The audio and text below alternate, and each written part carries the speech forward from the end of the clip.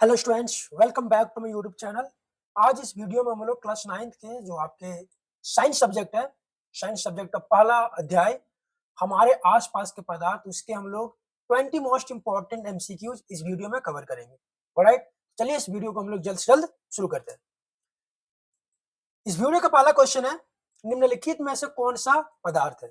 स्नेह, वायु, घृणा एंड विचार। तो हम सभी को पता है कि पदार्थ हम लोग वैसे चीजों को कहते हैं जिसका कुछ ना कुछ द्रव्यमान होता है और जो स्थान घेरता है। ऑलराइट, तो स्नेह, प्यार, मोहब्बत हमारे माइंड में बहुत सारे होते हैं लेकिन ये स्थान नहीं घेरता है। घृणा, हेट्रेड और एक विचार, हमारे माइंड में तो बहुत सारे विचार होते हैं लेकिन ये स्थान नहीं घेरता, ना ही उसका द्रव्यमान होता है। एक है वायु। अब बोलोगे वायु कैसे घेरता है? ठीक है, जो टायर लगा हुआ है, जो बलून में देखते हैं ना, हवा मारते हैं तो क्या होता है, वो फैल जाता है। ऑलराइट, तो वायु हमारे क्या है, स्थान घेरता है, इसलिए क्या होगा, पदार्थ होगा। पदार्थ की किस अवस्था में आकर्षण बल सबसे अधिक होता है? ठोस, द्रव, गैस और सभी में समान होता है।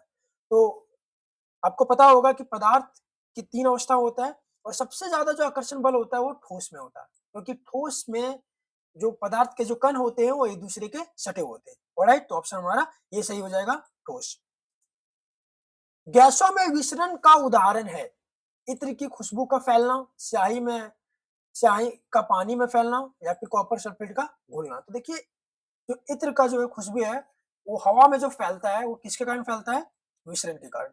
विसरण बता दें, दो पदार्थों के कणों का समता मिलना क्या कहलाता है? विसरण कहलाता है। ठीक है, तो ये हमारा ऑप्शन ये सही हो जाएगा।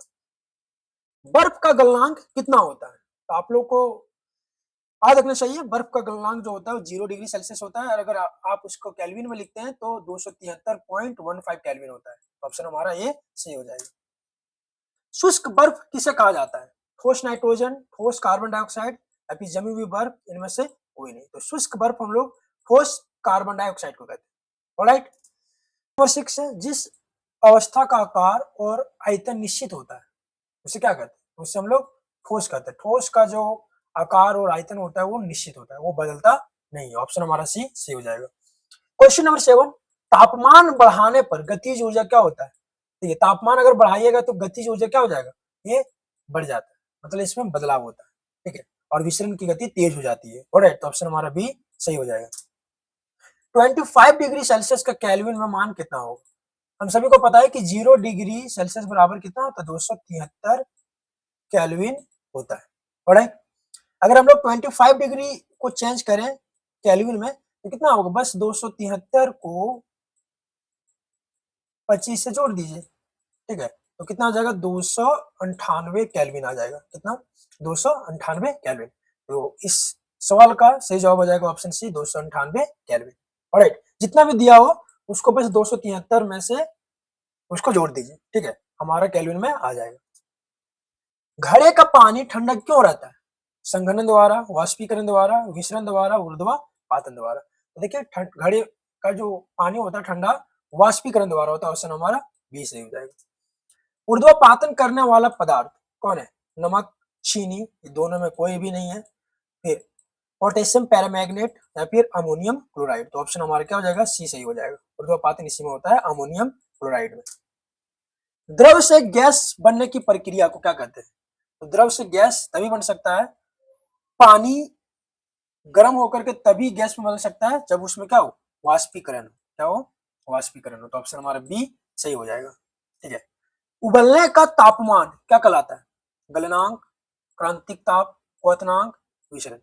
देखिए, अगर ठोस पिघल करके द्रव बनता है तो उसे हम लोग गलनांक बोलते हैं। ठीक है, और वही अगर द्रव उबल करके वाष्प बन जाए तो उसे हम लोग क्या बोलते हैं? क्वथनांक बोलते हैं। तो ऑप्शन हमारा सी सही हो जाएगा, क्वथनांक।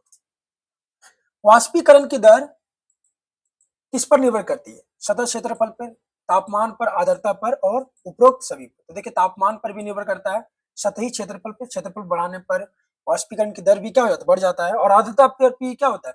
वाष्पीकरण निर्भर करता है। तो हमारा ऑप्शन क्या हो जाएगा? डी सही हो जाएगा, उपरोक्त सभी। क्वेश्चन नंबर 14, हवादार दिनों में कपड़े जल्दी सूख जाते हैं क्योंकि वाष्पीकरण कम होता है या फिर वाष्पीकरण अधिक होता है या फिर तापमान कम होता है या फिर कोई नहीं। तो देखिए, हवादार दिनों में कपड़े जल्दी इसलिए सूख जाते हैं क्योंकि वाष्पीकरण क्या होता है? अधिक होता है। ऑप्शन हमारा क्या हो जाएगा? बी सही हो जाएगा। क्वेश्चन नंबर 15, कणों के बीच क्या होता है? आकर्षण, ये भी होता है बट कणों के बीच पूछा जा रहा है।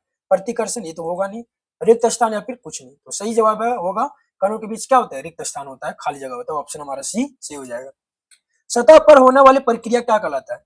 उबालना, वाष्पीकरण, जमना, संघनन। तो ये सब जो भी होता है वो सतह पर नहीं होता, सतह पर हमारा एक ही होता है, वाष्पीकरण। ठीक है, वाष्पीकरण ही होता है कहां पर? सतह पर, तो ऑप्शन हमारा बी सही हो जाएगा। क्वेश्चन नंबर 17, तरलता का गुण है केवल ठोस, केवल गैस, द्रव और गैस, केवल द्रव। देखिए तरलता का गुण जो है तीनों है, हमारा द्रव है, सॉरी द्रव है और सिर्फ गैस, ठोस नहीं है। ठीक है, द्रव और गैस। क्वेश्चन नंबर 18, एलपीजी का पूर्ण रूप है? एलपीजी का फुल फॉर्म यहाँ पर पूछा जा रहा है, तो होता है liquefied petroleum gas, liquefied petroleum gas. तो यहाँ पर लिखा है लिक्विड पेट्रोलियम गैस, तो यही हमारा क्या हो जाएगा? सही हो जाएगा, ऑप्शन हमारा ए। क्वेश्चन नंबर 19, पदार्थ की चौथी अवस्था किसे माना जाता है? ठोस को, प्लाज्मा को, गॉस, आइंस्टीन कंडेंसेशन को या फिर गैस को? चौथी अवस्था जो है ना पदार्थ का माना जाता है प्लाज्मा को, ऑप्शन हमारा बी सही हो जाएगा। नमी वाले दिनों में वाष्पीकरण की दर क्या हो जाती है? घट जाती है, बढ़ जाती है, समान रहती है, फिर पहले बढ़ती है फिर घटती है। देखिए जब ठंडा का मौसम आता है, नमी का मौसम आता है, तो वाष्पीकरण बहुत ही लेट से होता है। उस समय आप लोग देखते होंगे, एक्सपीरियंस भी करते होंगे कि कपड़ा अगर सूखने दिया है तो फिर बहुत लेट से सूखते हैं। ठीक है, तो नमी वाले दिनों में वाष्पीकरण जो होता है वो क्या होता है? उसकी दर जो है घट जाता है, ऑप्शन हमारा ये सही हो जाएगा। ये रहा हमारा 20 most important MCQs from the point of view of your board exam. मिलते हैं हम लोग नेक्स्ट वीडियो में with amazing chapters and MCQs. Alright, question